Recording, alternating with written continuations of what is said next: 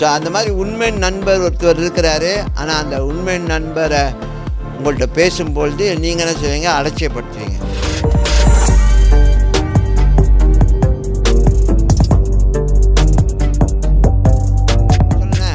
God has his own special way. இப்போ நம்ம உங்கள் எவ்வளோ கடக்கிறீங்களோ அதெல்லாம் கடக்கும்பொழுது ஆண்டவர் நிச்சயமாக ஒரு ஒரு ஒரு நிவாரணம் வச்சுருப்பார்.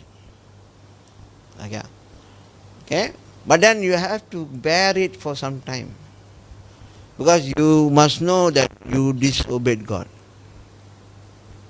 Because you disobeyed God, you have to go through it. புரியுது என்ன சொல்கிறேன்னு? எல்லாத்துக்கும் பிரச்சனை இல்லைன்னு சொல்லி விட்டா நம்ம அதே மாதிரி தான் இருப்போம். சில நாள் அது வலி வேதனை அந்த அந்த அந்த இந்த ஏமாற்றம் இதெல்லாம் நமக்கு வரும்போது தான் யார் உண்மை நண்பர், யார் அந்த உண்மை நண்பர்னு சொல்லி நம்ம அறிஞ்சுக்கொள்ளணும்.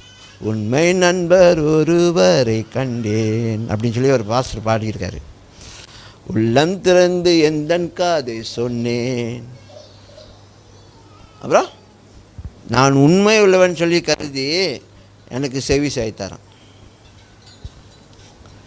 எனக்கிட்ட கள்ளம் இல்லாதவன் என்று கருதி எனக்கு செவி கொடுத்தாரான்.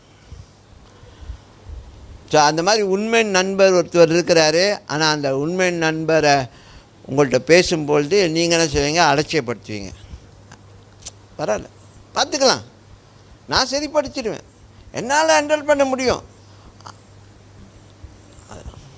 யாருக்கு ஃப்யூச்சர் தெரியும்? உங்களுக்கா எனக்கா? இல்லை உங்களுக்குள்ளே இருக்கிறவருக்கா? உங்களுக்குள்ளே இருக்கிற அபிஷேகத்துக்கு ஃப்யூச்சர் தெரியுமா? உங்களுக்கு ஃப்யூச்சர் தெரியுமா?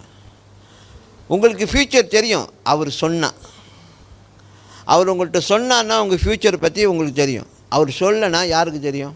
அவருக்கு மட்டும்தான் தெரியும். அதனால் சொல்கிறாரு, வேணாம், ஃப்யூச்சர் இப்படி தான் இருக்க போகுது, ரொம்ப கஷ்டப்படுவேன், வேதனைப்படுவேன், வேணாம், இதோட நிப்பாட்டிக்க, வேணாம், நான் வேணாம் முடிச்சு போடாதேன்னு நான் சொல்லுவேன். இல்லை நான் முடிச்சே போடுவேன்னு. அப்போ முடிச்சு போட்டுக்கோ. அப்போ முடிச்சு நாம போய் கடிச்சிக்கிட்டு இருக்கோம். கடிச்சு ஜானந்தன் அப்படி தான் சொல்லுவான். தாத்தா கடிச்சிங் என்னடா கடிச்சிங்? கொசு கடிச்சிங்க அந்த மாதிரி. ஸோ முடிச்சு போட்டோன்னாச்சே அது கடிச்சிங், அப்புறம் வலிச்சிங், அப்புறம் அழுவாச்சிங்.